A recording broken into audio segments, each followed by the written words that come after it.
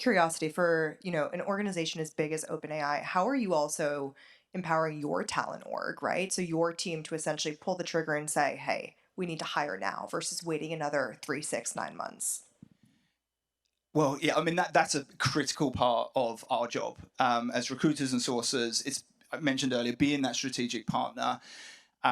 If you don't have that solid and strong understanding of the organization at whatever altitude you interface with, you're not going to be able to be the partner that I know my team is today, and they really stretch me to be on their behalf when they're not in the room.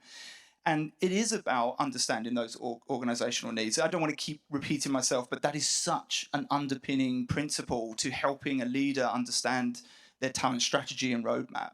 The person they're really excited about, that actually when you see them, you're like, this is not the right person, and here are the reasons why.